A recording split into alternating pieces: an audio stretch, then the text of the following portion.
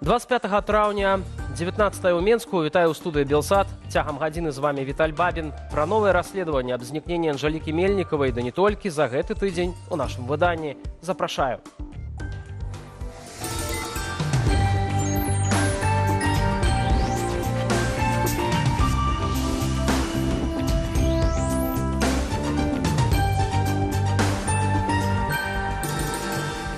Ездзіла ў адпачынкі разам з агентам лукашэнкаўскіх спецслужбаў. Што журналістам удалося высветліць адносна знікнення былой спікеркі координационной рады Анжалікі Мельниковой.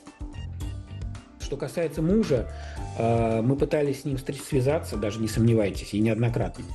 И он отказался это делать, Мы поговорили с его другом, который рассказал нам о том, что он прекрасно понимал, что он уезжает в Беларусь, потому что произойдет что-то очень громкое и публичное.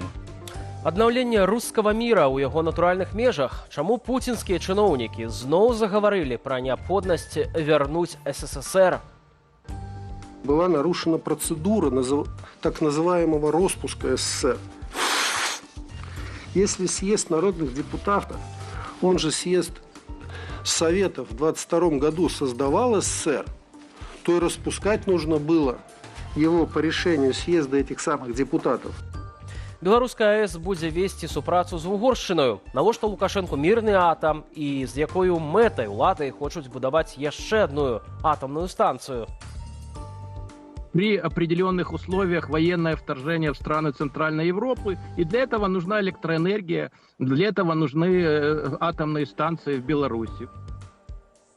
У справе знікнення Анжалікі Мельнікавай выкрыліся новыя абставіны. Журналісты выданняў «Інсайдер» і «Палітыка» пры дапамозе кіберпартызанаў Беларускага расследавальніцкага цэнтру і байполу даведаліся імя ейнага меркаванага каханка, які апынуўся агентам беларускіх спецслужбаў Алексей Лабеев. Падрабязней пра ягоную справу Аліна Скрабунова. 32-гадовы нарадзінец слоніму Алексей Віталійевич Лабеев. Для некаторых жа можа быць вядомы як Алексей Віталійевич Гардзеев. Прынамсі на такое імя мужчына мае пашпарт прыкрыцця. І менавіта пра яго Анжаліка Мельнікавая распавядала знаёмым, як пра свайго каханка-спартоўца з Беларусі, які нібыта зрабіў ёй прапанову ажаніцца. Он является сотрудником управления военной контрразведки КГБ как минимум на 2021 год. Значит, он окончил военный факультет Белорусского государственного университета. Выпускники данного университета распределяются в основном в ГРУ, КГБ, либо Министерство обороны переводчиками и военными корреспондентами. Лабеев атрымаў спецыяльнасць вайсковы псіхолог. Яшчэ падчас студэнцтва засвойваў прыёмы пікапу. Пра гэта на ўмовах ананімнасці расказаў выданню «Зеркала» знаёмы Лабеева. На гэтай спецыяльнасці хапала слабых хлопцаў. Яны поступалі туды, каб не ісці ў войска.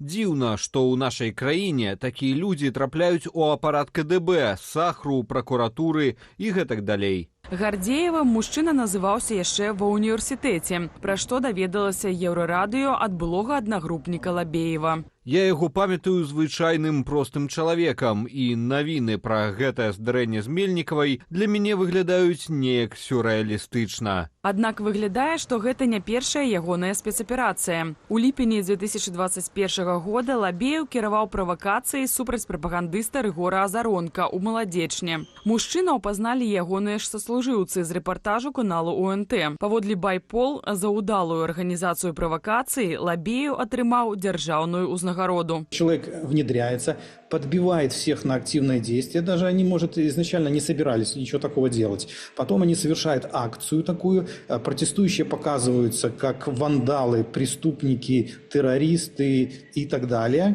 А вот эти люди, которые все это организовали, они с уголовного дела исчезают. Дзякуючы кіберпартызанам сталася вядома, што Лабеев мае жонку Марыну Міхнавец. Яна звязаная з арганізацыяй «Расейская мадэль эфектыўнага спакушэння». Вучыць мужчынаў лёгка знаёміцца і будаваць стасункі з жанчынамі. Сужэнцы разам гадуюць сына. А вось калі і пры якіх абставінах Лабеев пазнаёміўся з Мельнікавай, пакуль высветліць не ўдалося. Ёсць доказы, што ў жніўні 2023-го яны адпачывалі на Кубе. БРЦ знайшоў палёт Анжалікі Мельнікавай, дакладней не палёт, а рэзервацыю.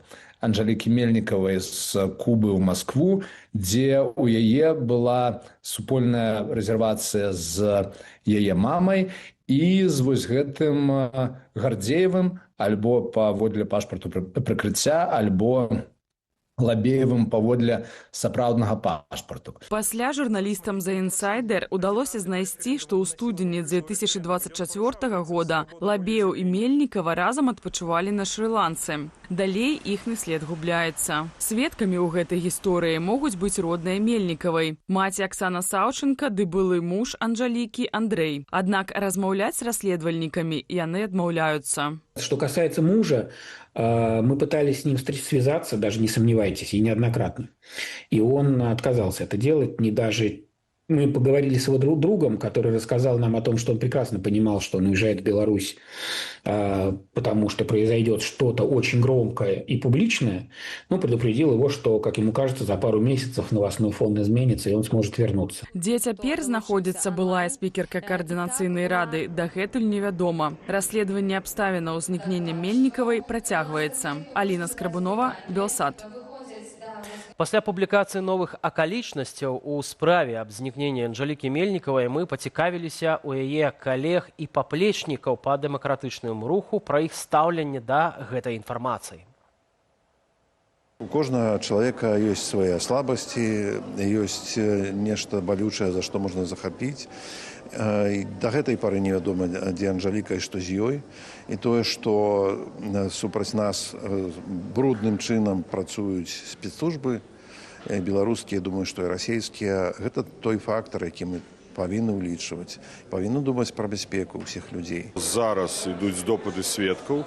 Гэта члены Координацыйнай рады, а таксама члены каманды Народнага антыкрызіснага ўпраўлення у кантэксце прымусовага пазбаўлення свабоды Анжалікі Мельнікавай. Менавіта так расследуецца гэтая справа.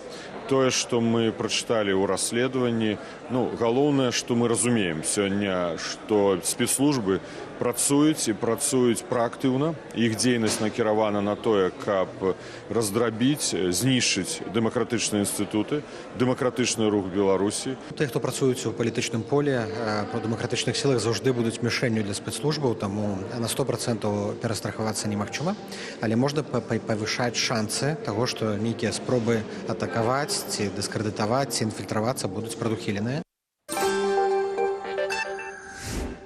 3 дні вострых дыскусій у Варшаве. 4-я канферэнцыя беларусаў і беларусак свету сабрала тых, хто не згубіў надзеі на перамены. Але побач з агульнымі мэтамі тут былі канфлікты, недавер і вострыя пытанні. Што аб'ядноўвае беларусаў за мяжой і што іх раз'ядноўвае, распавядзе Руслан Ігнатовіч.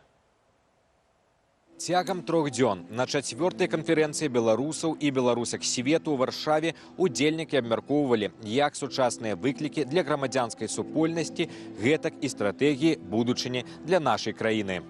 Адным з моцных і гучных момантаў першага дня стаўся даклад пра саўдзел рэжыму Лукашэнкі ў вайне Расіі супраць Украіны, ініцыятывы «Белпол». У першых 2 частках сабраныя доказы з адкрытых і закрытых крыніцаў. Третья часть о том, как режим Лукашенко помогает сейчас режиму Путина в войне против Украины, как милитаризируется белорусская экономика, все это базируется исключительно на информации из закрытых источников от тех людей, которые работают на белорусских предприятиях и которые не согласны с тем, что происходит сейчас в Беларуси. Акурат перапрафіляванню беларускіх заводаў прысвечана асобная аналітычная частка. Дзякуючы гэтай працы адной з прадпрыемстваў, Менскі завод колавых цягачоў, удалося занесці ў 17-й санкцыйны пакет еўразвязу. Мы павінны фіксаваць усе гэтыя злачынствы. Вельмі удзячна беларусам на зямлі, якія, нягледзячы на магчымыя наступствы, яны працягваюць перадаваць гэтую інфармацыю, каб мы маглі яе фіксаваць і пускаць у дзела. І, канешне, кожны, хто аддае злачынныя прыказы, яны павінны памятаць пра тое, што ўсё роўна справядлівасць яна прыйдзе раней ці пазней. Даклад пра суагрэсію Беларусі толькі частка шырэйшага кантэксту канферэнцыі. У другі асноўны дзень разгарнуліся гарачыя абмеркаванні стану грамадзянскай супольнасці, ролі дыяспары і пошуку рэсурсаў. Асабліва ўвага была нададзеная падтрыманню палітвязняў.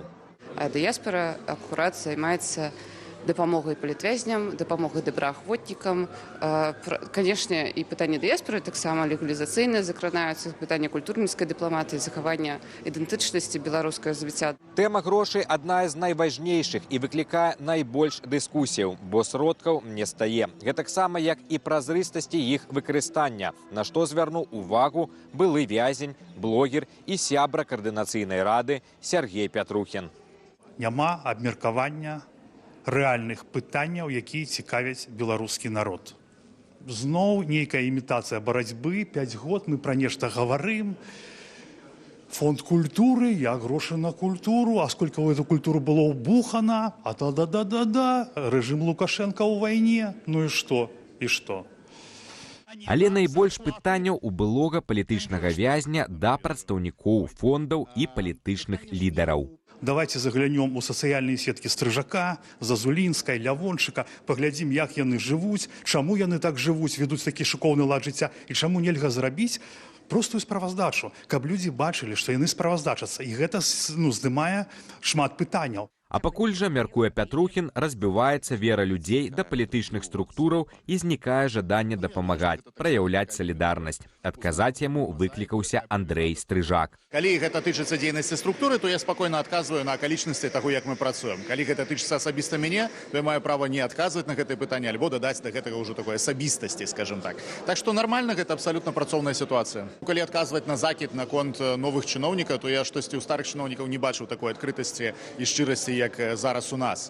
Што ж датычыць працы фонду Байсол, то, як падкрэсліў кіраўнік ініцыятывы, шмат якія рэчы не раскрываюцца з пытанняў бяспекі. Акурат гэтай тэме прысвяцілі асобную сустрэчу, як і пытанням легалізацыі, культуры і адукацыі. Завяршылася ж 4-я канферэнцыя беларусаў і беларусак свету ў нядзелю ў музеі вольнай Беларусі, дзе ўсім ахвочым прадэманстравалі унікальныя артэфакты нашай гісторыі, якія ўдалося здабыць дзякуючы супольнасці і мецэнатам. Руслан Ігнатовіч, Белсат.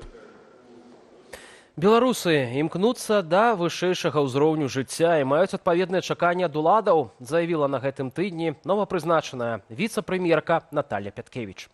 Трапіўшы ў апалу пасля выбараў 2010 года, фатальная жанчына Лукашэнкі зноў бярэ ўладу ў свае рукі. І не проста бярэ, а паказвае прыклад, як чыноўніца на такой высокай пасадзе мае выглядаць у вачах суайчыннікаў. Вось, да прыкладу, тут яна ў хустцы ад французскага дому Hermès.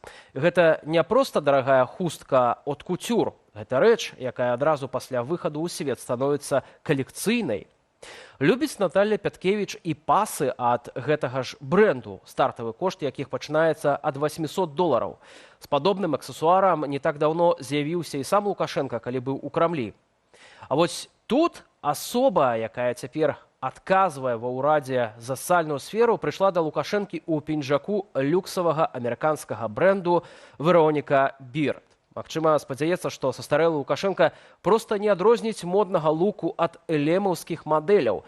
А магчыма, Наталлі Владзіміраўне дазволена тое, што не дазволена іншым. Бо як тады апраўдвацца перад дыктатарам, які кіруе беларусаў, крытыкуе іх за тое, што яны далей, цытата, рвуцца да Гуччы, Версачы ды іншую гадасць.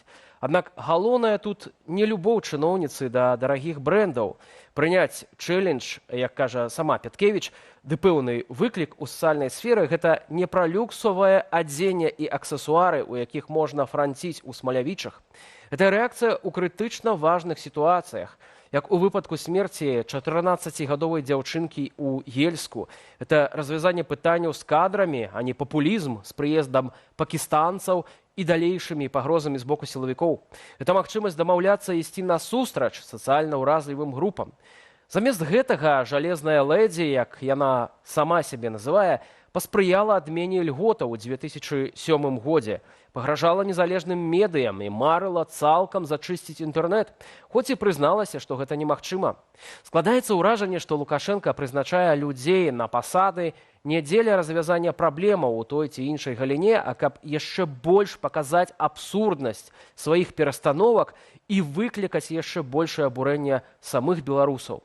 Нашай краіне варта адпавядаць, кажа Пяткевіч, пра культуру. Тым больш людзі бачаць, як развіваецца гэтая галіна ў іншых краінах. Пажыўшы нямала ў Нью-Йорку, напэўна, ведае, пра што кажа. Можа, гэтым разам будзе інакш? Можа, жалезная ледзі зробіцца выратавальнаю саломінкаю для сацыяльнага блоку, медыцыны, спорту? Ну так што, спадарства, дадзім шанец хустцы ад Hermès? І да іншай тэмы. У Менскім міжнародным выставачным цэнтры прайшла 12-я выстава «Мелекс». Айчынныя прадпрыемствы і замежныя ўдзельнікі дэманстравалі прадукцыю вайскова-прамысловага комплексу. Прадстаўнікі рэжыму Лукашэнкі ўжо хваляцца новымі кантрактамі. Владзіслаў Корсак з працягам тэмы. Адкрывалі з помпаю ды хваліліся дасягненнямі айчыннага ВПК. Прадукцыя Белтэхэкспарт, Агат, Пелінг, канструктарскага бюро «Радар» ды іншых прадпрыемстваў на «Мілекс-2025». Сёлета беларускія вытворцы зрабілі стаўку на тэхналогіі сувязі, радыёэлектроннай барацьбы і беспілотныя сістэмы. Увагу нашага эксперта прыцягнуў комплекс «Антидрон» вытворчасці Белспецзнештэхнікі. Я могу оценить комплекс «Антидрон» с 4 пусковыми установками для запуска дронов-перехватчиков, дронов «Камикадзе», которые идут на перехват FPV-дронов, которые в своем комплексе имеют еще и блок защиты проща «Стойл». Это 6 картечных зарядов с дальностью поражения цели до 100 метров. Также комплекс «Сапсан». «Сапсан» – яшчэ адзін антыдронавы праект Дзяржваенпраму. Гэта дыстанцыйны баявы модуль з 2 спараванымі кулямётамі. Электрамеханічны завод «Агат» прэзентаваў сістэму аўтаматызаванага кіравання войскамі, АКБ «Радар» – пераносны комплекс радыёзаглушэння БПЛА. Куды меней уразілі на «Мілекс» узоры, вырабленыя ці мадыфікаваныя ў Беларусі бранятэхнікі. В целом ничего нового. Те же самые многострадальные танцы с бубнами вокруг Т-72, попытки его сделать более защищенным и так далее и тому подобное. То есть в этом плане абсолютно никаких серьезных там прорывов и изменений. Летась Беларусь выдаткавала на вайсковыя патрэбы крыху больш за 2% ВУП. Адносна няшмат, калі параўнаць з суседзямі. Гэтак Польшча скіравала на абарону больш за 4% ВУП. Літва і Латвія вышэй за 3%. Аднак беларускія заводы загружаныя і дэманструюць багаты асартымент на выставе, дзякуючы ў асноўным расійскім інвестыцыям. Зрэшты, затым на Расею і рэалізуюць айчынную прадукцыю ВПК. Не з'яўляецца таямніцай, што МЗКТ з'яўляецца калёснай базай для вельмі вялікай колькасці расійскіх сістэмаў. Між іншым, завод «Белома» таксама. Агулам, паводле ініцыятывы «Белпол», амаль 300 беларускіх прадпрыемстваў працуюць на расійскі ВПК. Прынамсі, каля сотні з іх пастаўляюць да 2000 кампанентаў ад вайсковай формы да мікрачыпаў. Прыклалі руку беларускія інжынеры і да разрэкламаванага на «Мілексе» расійскага баявога модулю «Ахотнік», што прызначаны для хуткага пераўтварэння лёгкай тэхнікі ў агнявыя платформы. У Беларусі ёсць галіны, якія зараз той же самай Расіі дапамагаюць даволі паспяхова весці баявыя дзеянні супраць Украіны, і мы ведаем то, што ёсць опцыі, якія для Расіі з'яўляюцца крытычнымі, напрыклад, гэта оптаэлектроніка. Сярод замежных гасцей на «Мілексе» сваю вайсковую прадукцыю паказалі вытворцы Расіі, Кітаю, Ірану, Індыі і Пакістану. Раней геаграфія была значна шырэйшаю, удзел бралі ў тым ліку Італія, Нямецчына, Швецыя, Японія і Украіна. Важна адзначыць, што падчас першага дня закрытага дня мерапрыемстваў Хрэнін сустрэўся толькі з 3 дэлегацыямі з Аб'яднаных Арабскіх Эміратаў, Зімбабве і з АДКБ. Я прашу нагадаць, што ў 2019 годзе замежных дэлегацый, якія наведалі «Мілекс», было 35. Сапраўды, на фоне заходніх санкцыяў рэжым Лукашэнкі робіць стаўку на супрацу з краінамі Азіі, Блізкага ўсходу і Афрыкі. Прынамсі, гасцей з афрыканскага кантыненту сёлета ў Менску было багата. Раней на закуп імі ўзбраенняў актыўна выдавала крэдыты Расія. После чего они перестали эти кредиты выплачивать, но России была нужна лояльность. Лояльность этих стран, и она попросту прощала им эти кредиты и дарила это оружие. Поэтому можем сказать так, что в принципе Беларусь хотела бы поставлять много вооружений африканским странам, но есть нюанс. Они много купить за живые реальные деньги попросту не смогут. Тым не менш, кіраўнік дзяржаўнага вайскова-прамысловага камітэту Беларусі заявіў, у першы ж дзень Міліксу ягонае ведомства падпісала кантрактаў на $40 мільёнаў США. Немалыя паказнікі дэманструе беларускі ВПК і ў гадавым вымярэнні. Пазалетась, напрыклад, Беларусі ўдалося прадаць вайсковай прадукцыі больш чым на $1 мільярд. Мінулы ж 2024 чыноўнікі дзяржваенпраму называюць рэкордным за ўсю гісторыю экспарту тавараў і паслуг. Што праўда, лічбу пакуль не агучваюць. Уладзіслаў Корсак, Белсат. СССР існуе, де юре, уявіце сабе. Прынамсі, паводле дарацыі прэзідэнта Расіі Антона Кабякова, гэтак чыноўнік заявіў падчас міжнароднага юрыдычнага форуму ў Санкт-Петербурзе. СССР ведь юридически где-то существует и продолжает существовать. Так давно, еще с 90-х годов, говорят специалисты по конституционному праву, в том числе стран Запада, и Франции, и США. А почему они так говорят? Они говорят так, потому что была нарушена процедура так называемого распуска СССР. Но если СССР не распущен, то логически с правовой точки зрения получается, что украинский кризис – это внутренний процесс. Тэму неправавога раздзелу СССР працягнулі абмяркоўваць і расійскія дэпутаты. Больш за тое, чалец камітэту па абароне Віктор Соболев акрэсліў паўнавартасныя мэты так званай СВА – стварэння адзінай саюзнай дзяржавы – Расіі, Беларусі і Украины. Абрунтаванне ізноў знайшоў у тым, што нібыта ўсе тры народы гэта рускія. Восстановление русского мира в рамках естественных его границ. Мы все русские. Киев – мать городов русских. Князь Владимир русский. Юрий Долгорукий русский. Значит, Ярослав Мудрый русский. И так далее, и так далее. Поэтому мы должны, безусловно, защитить свой русский мир. З намі на сувязі гісторык, палітычны аналітык Александр Фрыдман. Спадар Александра, вітаю, добрый вечар. Дзякую адразу вам, што знайшлі час, каб далучыцца да нашага эфіру. Добрый вечар, спадар Віталь, вітаю. Ствараецца ўражанне, што ёсць людзі ў Расіі, якія нібыта жывуць у нейкім паралельным свеце. Ці агучваюць тыя думкі, якія не можа агучыць Уладзімір Пуцін. Як вы лічыце?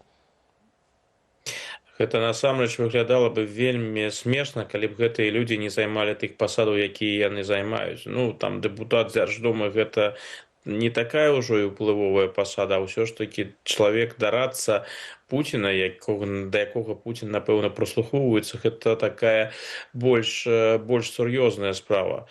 Цікава, што вось гэтая плыня, якая настойвала на тым, што Савецкі Саюз працягвае сваё існаванне, гэта ж не новая насамрэч ідэя. Гэта канспіралагічная тэорыя, якая вядомая з 90-х гадоў. Фактычна гэта калька з тэорыі нямецкіх райхсбюргераў, якія лічаць, што нямецкі райх па-ранейшаму не знішчаны, працягвае сваё існаванне, і яны не прызнаюць сённяшнюю федэратыўную рэспубліку Германію. Ну, у расійскім кантэксце гэта трохі інакш, але насамрэч гэта такі расійскі варыянт гэтай канспіралагічнай тэорыі. Калі паглядзець на Германію, ну, звычайна, ёсць прыхільнікі, іх немала гэтай тэорыі, але яны не адыгрываюць якую-небудзь сур'ёзную палітычную ролю і іншае. У расійскім выпадку, калі такія рэчы ўжо агучваюцца на дзяржаўным узроўні, ну, гэта трэба ўспрымаць усур'ёз, нягледзячы на ўсю бязглуснасць і абсурднасць таго, што яны там кажуць.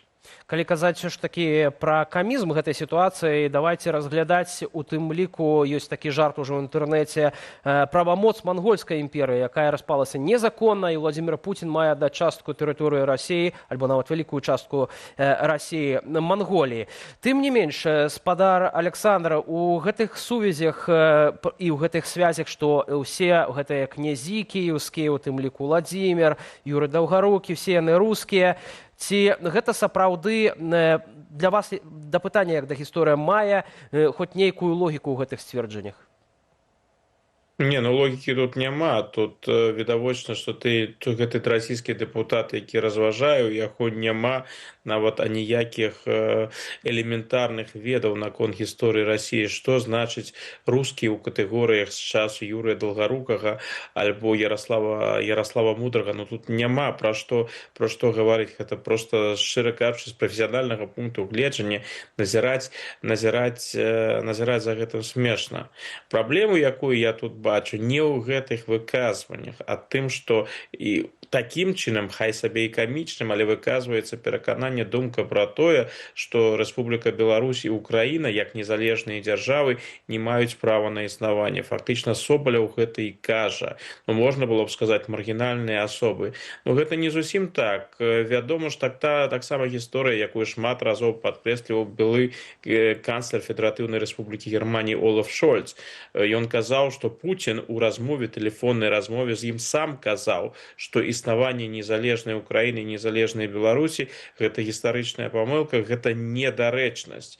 То бок у мяне няма ніякага сумнева, што ён насамрэч прытрымліваецца вось такога погляду. Канешне, наўрад ці мы ад Пуціна пачуем нешта вось такое абсурднае, як ад дэпутата Собалява альбо ад яго дабарацы Кавякова, але прынцыпова ж не змяняецца. Яны не лічаць для сябе магчымым спагадзіцца з існаваннем як незалежнай Беларусі, так і незалежнай Украіны. Як на ваш погляд, сённяшнія гэтак званыя ўлады Беларусі меліся б адрэагаваць вось на ўсе гэтыя заявы?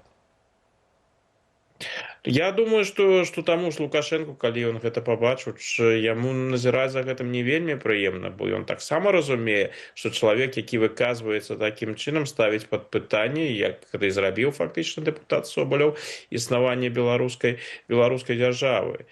Тут, калі ўвогуле рэагаваць, калі гэта заўважаць, то трэба рэагаваць досыць рэзка, выказаць сваю пазіцыю, сказаць, што гэта абсалютна непрымальныя рэчы. Ну, зразумела, на тым узроўні беларуска-расійскіх стасункаў, якія зараз ёсць, такое ўявіць сябе цалкам немагчыма. Я думаю, што калі б спадар Собаляў заявіў нешта падобнае ў адносінах да Азербайджана альбо ў адносінах да Казахстану, дык ужо быў бы, напэўна, дыпламатычны скандал. Ну, у выпадку Беларусі зробяць выгляд, што гэта не пачулі і не пабачылі.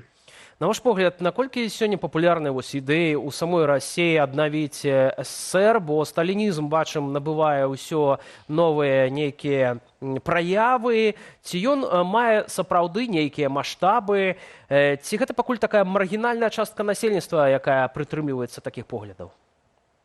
Ну, калі паглядзець вось на такія выказванні, я думаю, што спадзяюся, прынамсі, што большасць насельніцтва ў Расіі ўсё ж такі не лічыць, што СССР па-ранейшаму існуе.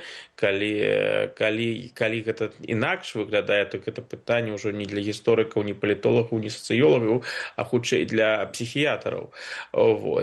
Но калі паглядзець на настальгію ў адносінах да Савецкага Саюза, да савецкага мінулага, яна відавочна ў Расіі па-ранейшаму прысутнічае. Масавая культура расійская, расійскія фільмы, тэлебачанне, музыка. Там жа гэты пэўны культ савецкага мінулага, ён прысутнічае. Нейкай перапрацоўкі савецкай гісторыі, злачынстваў савецкага перыяду ў Расіі не адбываецца. Захапленне савецкім перыядам назіраецца. Для таго ж Пуціна і ягонага атачэння гэта перыяд іх маладосці і, адпаведна, досыць прыемны перыяд. Таму гэтая ностальгія па Савецкаму Саюзу яна не знікла, а на фоне той вайны, якую Расія вядзе супраць Украіны, дзе таксама ідзе гістарычнае, так званае гістарычнае абгрунтаванне пра тое, што нібыта Украіна гэта штучна створаная дзяржава, якая ўвогуле сённяшняй тэрыторыі ўзніклі толькі ў савецкі час, Ленін, які пабудаваў сучасную Украіну, но гэта ўсё вядомыя наратывы. Паколькі яны ў публічнай прасторы прысутнічаюць, то, адпаведна, ўсё савецкае, ўсё глыбей уваходзіць у расійскае грамадства. Так што я думаю, што гэтыя настроі яны будуць толькі ўзмацняцца. Тым больш, што тут жа гаворка ідзе не толькі пра Савецкі Саюз, яна ідзе пра расійскую імперыю. У Расіі ж прысутнічае тэза пра пераемнасць. Вось была расійская імперыя, на месцы расійскай імперыі ўзнік Савецкі Саюз, і Савецкі Саюз гэта працяг расійскай фактычна імперскай гісторыі. Ці не дойдзе да таго, спадар Александра, на ваш погляд, калі, напрыклад, прызнанне палітычных рэпрэсій у Расіі будзе пад забаронай, нават пад нейкім пераследам, бо ўсё ж такі імперыя гэта не проста моц і пашырэнне сваіх земель, але ёсць цёмныя перыяды гэтай гісторыі, якія большасць людзей ўсё ж такі прызнаюць. А гэта фактычна ўжо ідзе ў гэтым накірунку, калі паглядзець на вывучэнне сталінізма у сённяшняй Расіі. У тых гісторыкаў, якія займаюцца сталінскім перыядам і імкнуцца крытычна яго паказваць, у іх ужо даўно ёсць у Расійскай Федэрацыі праблемы. І тут жа назіраецца цікавая тэндэнцыя. Пачалося з таго, што імкнуліся нейкім чынам тлумачыць сталінскія злачынствы. Так бы мовіць, гэта было патрэбна, гэта было вымушана. Вядомы расійскі тэзіс пра Сталіна як эфектыўнага менеджера. Так вось гэтае пытанне эфектыўнага менеджера, яны гэты ўзровень ужо прайшлі. Тут ужо не проста ўжо гаворка ідзе пра менеджера, тут ужо і помнікі Сталіну з'яўляюцца. Напэўна, праз пэўны час будуць і вуліцы Сталіна, плошчы Сталіна, іншае. То бок рэабілітацыя Сталіна, яна ідзе ў Расіі і ідзе вельмі актыўна. І я думаю, што гэта будзе працягвацца. Тут у мяне няма нейкага аптымізму. І гэта, напэўна, таксама будзе перакінутае на нашу краіну. На жаль, дзякую вам вялікі за гэтую размову. Гісторык, палітычны аналітык Александр Фрыдман быў з намі на відэасувязі. На гэтым тыдні Лукашенко учыніў разнос чыноўнікам, і не было б у гэтым нічога надзвычайнага, калі б не галіна, за якую ён лаяў падначаленых, а менавіта за пераапрацоўванне смецця. Маўляў, недасканалая сістэма, якая яшчэ і працуе не на поўніцу. Вядома ж, казаў ён гэта не праз клопат за экалогію, а праз тое, што губляе грошы на другасных ресурсах. Миллиарды рублей теряем, закапываем в этот мусор. Незадаволенасць Лукашэнкі выклікала сістэма выходжання з адкідамі. Маўляў, палігоны запоўненыя, а заводы для перапрацоўвання размешчаны лагістычна невыгадна. Другасную сыравіну трэба везці дзесяткі кіламетраў. Кому такія заводы нужны? Наракаў і на ўзровень сартавання смецця сярод насельніцтва, а ў выніку і чыноўнікі не ведаюць, куды такія адкіды скіроўваць. У нас нет нефти и газа, я уже об этом говорил. Первичных ископаемых, как вы их называете. Но возобновляемые вторичные ресурсы – это наше золото. Летась аператар другасных матэрыяльных рэсурсаў справаздачыўся, што за 9 месяцаў гадавы план у нарыхтоўлі быў выкананы амаль на 77%. Аднак узровень выкарыстання цвёрда-камунальных адкідаў сягнуў толькі 38%. Цяпер жа чыноўнікі абяцаюць, што паводле дзяржаўнай стратэгіі абыходжання з адкідамі здолеюць дасягнуць 90% выкарыстання. Аднак амбітныя мэты змогуць ажыццявіць бліжэй да 2040 года. Сколько правительств сменится еще, и президентов в том числе. Такі тэрмін Лукашэнкі не задаволіў. Маўляў, 15 гадоў задоўга. Да таго ж прыгадаў, 11 гадоў таму яму абяцалі наладзіць сістэму абыходжання з адкідамі. Вот будем бороться мы с этими отходами. Конечно, эти сроки не подходят. Это же наши ресурсы. И это та грязь, которая засоряет природу. Так надо эту грязь взять, переработать и сделать ресурсами. Асаблівую увагу ў гэтым пытанні узурпатар звярнуў на неулічаныя карысныя рэсурсы ў прамысловасці, якія проста захоўваюцца, а не ідуць на другаснае выкарыстанне. У нашай студыі ўжо з'явіўся Сергей Бесараб, хімік і папулярызатар навукі. Спадар Сергей, добрый вечар. Дзякуй, што прыйшлі да нас у студыю. Давайце спачатку разбярэмся, як зараз сёння выглядае этапы перапрацоўкі смецця ў Беларусі, наколькі яны эфектыўныя гэтыя працэсы? Зараз, в прынцыпе, эфектыўнасць беларускай перапрацоўкі смецця за апошнія дзесяцігоддзі не асабліва змяняецца. Яна знаходзіцца дзесьці там на ўзроўні афрыканскіх краін ці, можа, краін Паўднёвай Амерыкі. То бок у параўнанні з перапрацоўкай, з тэмпамі перапрацоўкі, якія існуюць у Еўропе, Беларусі тут пазайздросціць немагчыма. На сённяшні дзень прыкладна 60% ўсяго гэтых адкідаў яны закопваюцца на палігонах. Пры гэтым агулам толькі менш за 10% другаснай сыравіны дастаецца з гэтых выкідаў. і дзесьці каля паловы, меншая палова насельніцтва займаецца сартаваннем менавіта смецця вот таким. Это у тым ліку, што не навязаная гэтая культура беларусам сегрэгацыі смецця? Так, магчыма, не навязана, а па-першае, па-другое, ёсць такая канцэпцыя адкладзеная ўзнагарода. Пра яе яшчэ казаў эканаміст Адам Сміт калісьці вельмі даўно. Да? І вось гэта адкладзеная ўзнагарода, тое, што ты сёння церпіш ці ўкладаеш у нешта, каб заўтра атрымаць узнагароду, ён як бы лічыў, што гэта прызнак сталення нацыі, сталасці нацыі. Да? І яна у тым ліку звязана з экалагічным мысленнем, так бы казаць. Вось беларусаў, якія жывуць менавіта сённяшнім днём, казаць пра нейкае фармаванне экалагічнага мыслення ў прынцыпе немагчыма. Ну і ўсё адно выцякае з іншага. Таму беларусы, у гэтым прыкладзе вось мая маці, напрыклад, яна ўвесь час сартавала смецце і гэтым выклікала, яна ведала тыпы ўсе пластыкаў, яна як бы іх сартавала дакладна, і яна выклікала нейкія посмешкі, здзекі у суседзяў, як бы яны не разумелі, навошта ты гэта робіш, навошта ты губляеш гэта час на гэта. І гэта вельмі ілюстратыўная сітуацыя. У параўнанні з іншымі краінамі, напрыклад, у той жа Швейцарыі, там, дзе больш за 16 тысяч перапрацоўчых пунктаў і амаль усё насельніцтва сартуе смецце. А тыя, хто не сартуе, іх могуць нават пакараць? Іх караюць грашовым штрафам, велізарнымі, як бы. І ў Швейцарыі вось вельмі такі эталонны. Швейцарыя, дарэчы, яна параўнальна па размерам і па насельніцтву з Беларусю, але яна знаходзіцца проста на іншым краю света гэтага перапрацоўкі смецця. І такіх прыкладаў шмат невялічкіх краін, тая ж Аўстрыя, напрыклад, ці Паўднёвая Карэя. Беларусь у гэтым сэнсе адстае, афрыканская краіна, в прынцыпе. А наколькі фінансава можа быць выгадныя, в прынцыпе, гэтыя працэсы вось для эканомікі? Я ўжо не кажу пра экалогію, канешне ж. Ну, глядзіце, з кропкі гледжання хіміка няма ніякага смецця. Ёсць сыравіна, такая ж, напрыклад, то бок смецця гэта як руда нейкая. І тое, што мы можам адтуль дастаць, карыснае для нас, залежыць, па-першае, ад нашага ўзроўня тэхналагічнага, па-другое, ад тых тэхналогій, якія ў нас маюцца. То бок гэта проста сыравіна. У 60-х гадах, прыкладна мінулага стагоддзя, брытанскі эканаміст Кеннет Болдер прапанаваў канцэпцыю цыркулярнай эканомікі.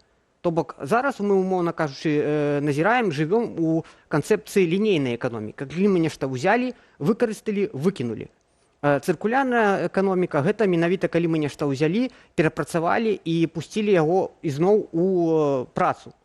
Вось. І цывілізаваныя краіны яны імкнуцца. Вось у гэтым сэнсе Уэльс ёсць такая краіна, якая знаходзіцца там паміж Брытаніяй і Англіяй і Ірландыяй паўночнай. І вось у іх у планах дзяржаўных 2050 года поўнасцю перайсці на замкнуты цыкл і стаць эталонам гэтай цыркулярнай эканомікі. То бок 100% адкідаў перапрацоўваць.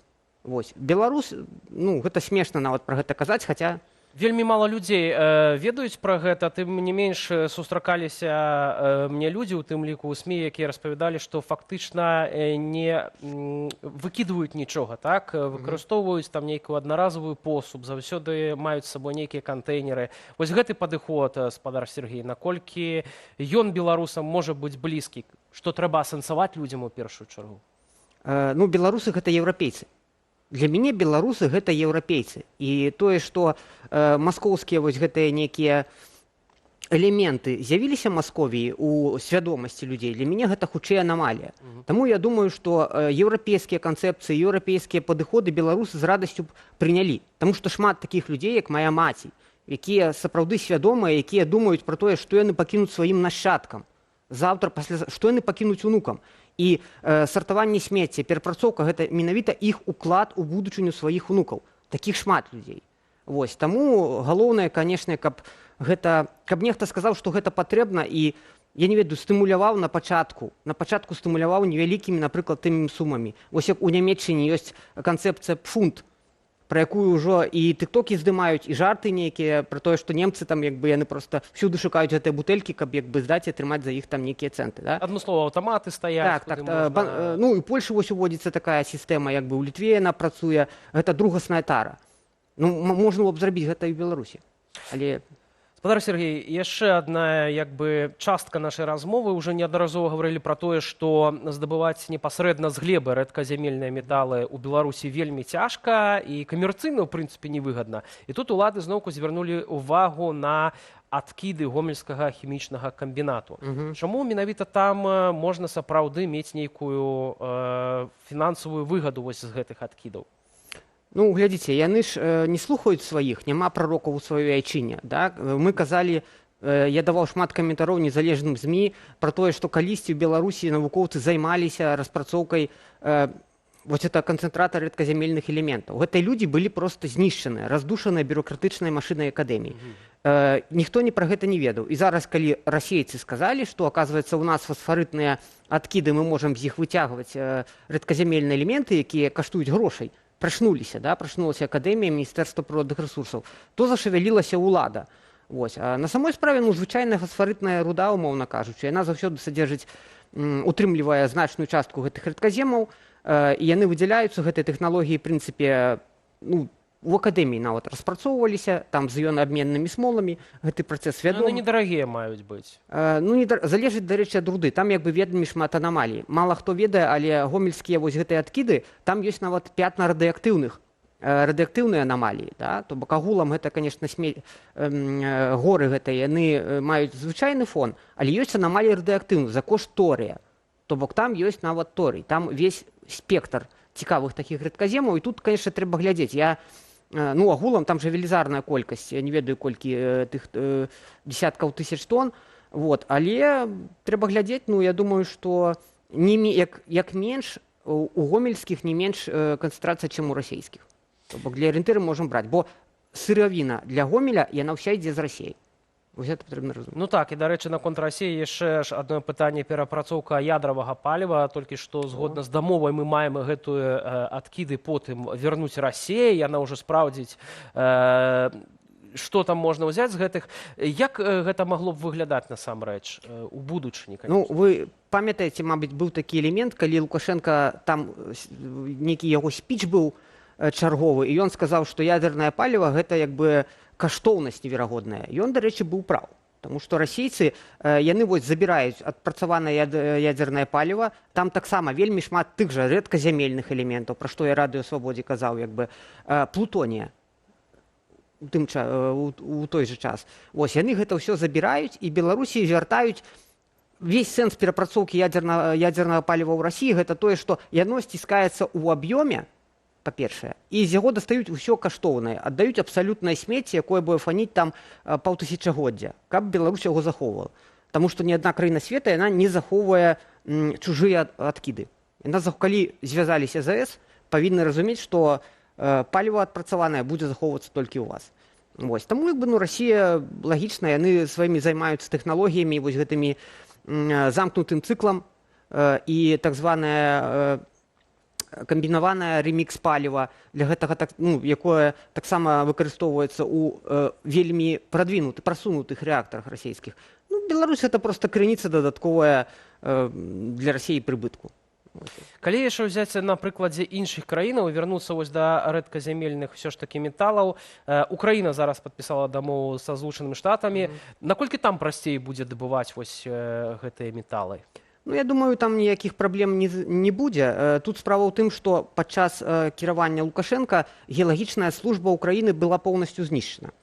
То бок украінцам гэта і з кропкі гледжання нацыянальных інтарэсаў цікава, і з кропкі гледжання ўзаемадзеяння з ЗША. То бок амерыканцы перавязуць туды свае тэхналогіі, геалагічныя веды, геалагічнае нейкае всталяванне, яны будуць даследаваць, і украінцы даведаюцца больш. Таму што ўсе дадзеныя наконт рэдказемаў, дарэчы, торыевай групы, в асноўным, там торыевыя пяскі, вось гэтыя, яны таксама звязаныя з распрацоўкамі сівых там нейкіх 70-х СССР. Нічога новага ў краіне не даследавалася. І амерыканцы менавіта, уклаўшы вось свае тэхналогіі, можа і штосьці новае знойдуць. То бок украінцы зацікаўлены, і ў гэтым ёсць сэнс, на мой погляд. Што ж, абавязкова, канешне, будзе цікава паглядзець, як будуць развівацца гэтыя пошукі. Дзякую вам вялікі за цікавую размову. Сергей Бесараб, хімік і папулярызатар навукі, быў у нашай студыі. Беларусь і Угоршчына тым часам падпісалі пагадненне пра супрацу ў галіне атамнай энергетыкі. Апошняя акурат уводзіць Росатамаўскую АЭС, а Беларусь прагне збудаваць яшчэ адную Лукашэнкаўскі рэжым імкліва пераводзіць эканоміку з 220 на 330 вольт штучна, раздзімаючы спажыванне электрычнасці. Ці выгадна гэта насельніцтву і прамысловасці, а таксама ці варта будаваць другую АЭС, высвятляла Юлія Цяльпук. Беларуская атамная станцыя днямі ўзяла гран-пры і 3 дыпломы першай ступені ў конкурсе «Лідары прамысловасці Рэспублікі Беларусь». Адзін з дыпломаў у катэгорыі «За патрабаванасць у спажыўцоў». Новы міністр энергетыкі цвердзіць, што атам забяспечвае каля 40% патрэбаў краіны ў электрычнасці і абяцае. Надежное электроснабжение и энергообеспечение промышленных объектов и социальной инфраструктуры. Цягам 4,5 гадоў атамная электрычнасць замясціла 10 мільярдаў кубаметраў прыроднага газу. Гэта 58% ад гадавога аб'ёму ільготнага расійскага газу. Цяпер менш блакітнага паліва выкарыстоўваем на ацяпленне і выраб электраэнергіі, а больш на патрэбы прамысловасці і для рэзерву. Вось толькі тарыфы на электрычнасць растуць. Амаль на 9% у першым квартале года. З чым гэта звязана, ананімна пракаментаваў спецыяліст у галіне энергетыкі. У доларах або еўра цана кілават-гадзіны расце нязначна. Падаражэнне энергіі ў беларускіх рублях – гэта хутчэй эфект вагання курсу нацыянальнай валюты і інфляцыі. Іншая справа, што пасля пуску АЭС абяцалі таннейшую электраэнергію. Вось гэта наўрад ці адбудзецца, бо сабекошт атамнай электраэнергіі больш высокі, чым сабекошт газавай генерацыі. Беларусаў падманулі. Спачатку дзяржпраграмы пераходу на электрычнасць, распачатай у 2021 годзе, энергія для насельніцтва падаражэла на траціну. Чыноўнікі таксама сцвярджалі, што атамная энергетыка забяспечыць нам энергетычны суверэнітэт. Сколько ждали этого момента? Увеличивай. Если бы действительно Лукашенко хотел суверенитета Беларуси, он бы не заменял газ на атомную энергию от России, а занимался больше децентрализованной генерацией, то есть бы и шел в тренде Европы, развивал бы солнечные электростанции, ветровые электростанции, биоэнергетику, а Беларусь, как известно, богата биоресурсами. У сакавіку 22 года Беларусь страціла шанец быць падключанай да буйной еўрапейскай міждзяржаўнай энергасістэмы ENTSO-E. Некалькі месяцаў таму да яе далучыліся Літва, Латвія і Эстонія. Дбаючы пра сваю энергетычную бяспеку, яны разарвалі спалучэнне з энергаколам БРЭЛ, пакінуўшы там Беларусь і Расею. Яшчэ раней еўрапейцы адмовіліся набываць энергію, зробленую на расійскім ядравым паліве. Насуперак эканамічнай логіцы лукашэнкаўскі рэжым плануе будаваць чарговую АЭС. На настоящий момент рассматривается несколько площадок. Обозначу, что одна из них это, конечно, в Могилевской области. Еще один вариант, который мы рассматриваем, это развитие атомной энергетики на базе построенной белорусской атомной электростанции. Пры дапамозе адмыслоўцаў і звестак з адкрытых крыніцаў мы пабудавалі зімовы графік энергасістэмы Беларусі. Беларуская АЭС дае каля 2340 мегаватт энергіі. Яе магутнасць нязменная, таму атамныя кілават-гадзіны засвойваюць у першую чаргу. Другая паводле прыярытэтнасці энергія цеплаэлектрастанцыяў. АЭС і ТЭС разам ужо перакрочваюць базавую нагрузку энергасістэмы, аб'ём гарантаванага спажывання эканомікай і насельніцтвам. А яшчэ ёсць блок-станцыі, што працуюць непасрэдна на буйных прадпрыемствах, і гідраэлектрастанцыі, якія выкарыстоўваюцца сезонова. В Белоруссии не хватает не базовой мощности, которую обеспечивают атомные электростанции, а маневренной мощности, пиковой мощности, которая способна обеспечивать потребление утром и вечером, когда электрическая энергия так нужна и так важна. Если построить вторую станцию в Белоруссии, то эта проблема небаланса, дисбаланса мощностей, она будет не то что острой, она будет кричащей проблемой.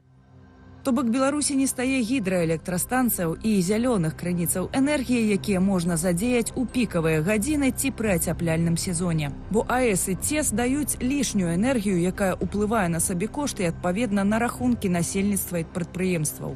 Рэжым Лукашэнкі, аднак, працягвае праграму электрыфікацыі. Прадпрыемствы пераводзяць на электрычную цеплавую прамысловую энергію. Сярод прыкладаў ліцейны цэх нумар 2 на Менскім трактарным заводзе. Электрамагнітныя печы плаўкі металу на Белазе. Змены прыйшлі на Мазырскі НПЗ, хімвалакно, Гомсельмаш, цукровыя заводы. агракамбінаты і прадпрыемствы харчовай прамысловасці. Доля гарадскога пасажырскага электратранспарту вырасла да 37%. Цягам года падвоілася сетка зарадных станцыяў, а з канвееру Белджы напярэдадні выйшаў Geely X5 з электрарухавіком. Штучным ростам спажывання электрычнасці прапаганда абгрунтоўвае патрэбу ў наступнай атамнай станцыі.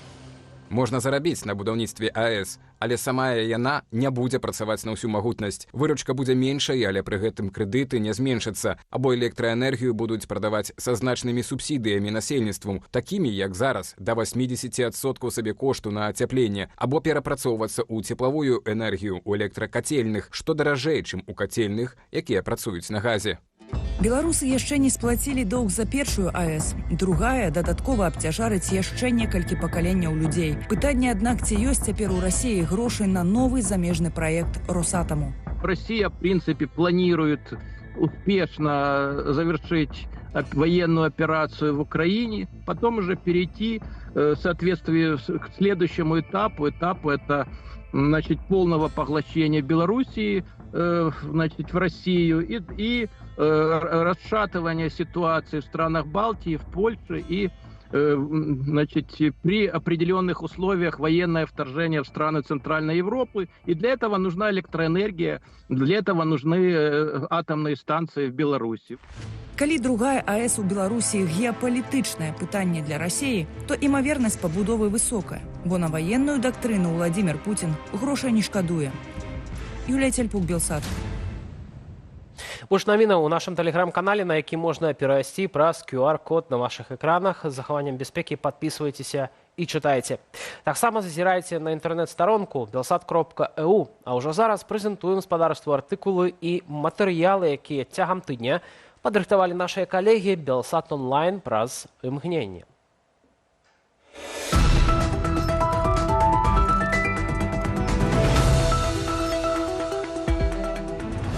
Погляды і магчымыя ролі цяперашняй кіроўнай эліты Беларусі прааналізаваў Цэнтр новых ідэяў. З вынікамі даследавання азнаёміўся наш калега Макар Мыш. Гэтак, паводле кіраўніка Цэнтру новых ідэяў Рыгора Астапені, сённяшняя кіроўная эліта Беларусі застаецца залежнай ад Лукашэнкі. Але яны ў пэўнай ступені маюць уплыў. Фармуюць для яго інфармацыйнае поле, прапануюць свае развязанні. Калі ж разглядаць партрэт сярэднестатыстычнага чыноўніка, гэта мужчына, векам каля 50, з 2 вышэйшымі адукацыямі, у тым ліку з дыпломам Акадэміі кіравання. Хочаце ведаць больш, чытайце матэрыял на нашым сайце. Хто з прадстаўнікоў уладаў мог бы замяніць Лукашэнку. З наступнага навучальнага года школьнікам забароняць карыстацца тэлефонамі ва ўстановах адукацыі. Кажуць пра клопат пра дзяцей, але насамрэч гэта можа нашкодзіць, мяркуе экспертка ў галіне адукацыі Святлана Мацкевіч. У акалічнасцях разбіраўся журналіст сайту Сцяпан Кубік. Найперш, канфіскацыя тэлефонаў у навучэнцаў, няхай часовая, парушае асабістую прастору дзяцей і сем'яў. Таксама гэта пазбаўленне магчымасці зафіксаваць які-небудзь інцыдэнт. Але значна горш, што выманне асабістых рэчаў са школы прывучае дзяцей, што камусьці дазволена абмяжоўваць іхную свабоду, трымаць пад кантролем. І такім чынам сённяшняя сістэма адукацыі вяртаецца да савецкай мадэлі. Больш разважанняў эксперткі на belsat.eu. Цэны на некаторыя тавары ў беларускіх крамах проста ўражваюць, але ці варта чакаць яшчэ павышэння і на якія паслугі і прадукты празмаўлялі на гэты конт з эканамісткаю Алісай Рыжычэнкай. На нашым YouTube-канале Белсат Ньюс можна паглядзець размову цалкам, а в вашай увазе ўрывак. Власти будут пытаться всеми способами сейчас, скажем так, удерживать какой-то баланс между тем, чтобы цены все-таки начали расти, и предприятия начали что-то зарабатывать и, соответственно, начали платить налоги, и чтобы рост цен был не настолько сильным. То есть вот это проявление инфляционного навеса, который формировался на протяжении последних 3 лет, чтобы он не проявился сразу. И поэтому, скорее всего, власти будут отпускать постепенно, но все товары. Останется, конечно же, какая-то корзина социально значимых товаров, на которые будут действовать регулирование. Но, опять же, оно не будет такое ограниченное, как сейчас прописано в постановлении 713. Мае калегі з YouTube-рэдакцыі пацікавіліся ў гледачоў, ці мусяць прадстаўнікі дэмакратычных сілаў Беларусі даваць справаздачу пра свае даходы. Бальшыня ўдзельнікаў апытання дала станоўчы адказ. Чвэрць жа рэспандэнтаў прытрымліваецца думкі, што справаздачнасць мае быць у дачыненні грантавых сродкаў. І амаль пароўну раздзяліліся галасы нашых гледачоў у варыянтах, што прадстаўнікі дэмакратычнага руху не мусяць рапартаваць пра сродкі, бо гэта іхнае прыватнае жыццё, і агулам няма цікавасці да гэтай тэмы. Калі вы яшчэ не падзяліліся меркаваннем, шукайце апытання на YouTube-канале Белсат Лайф. А калегі з СММ рэдакцыі ў нашым інстаграме апублікавалі кранальную гісторыю уратаванага медведзяняты, які застаўся без маці. У дзікай прыродзе малеча не выжыў, таму апекавацца ім узяліся людзі, даглядаюць, гуляюць з ім, вучаць, але такім чынам, каб у будучыні ён мог вярнуцца ў сваё натуральнае асяроддзе. Вашай увазе ўрывак гэтага відэа.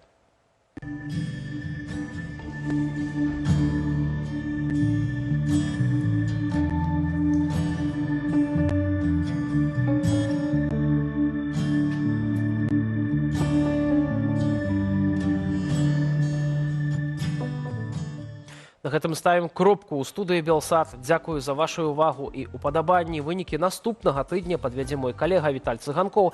Да хуткай сустрэчы.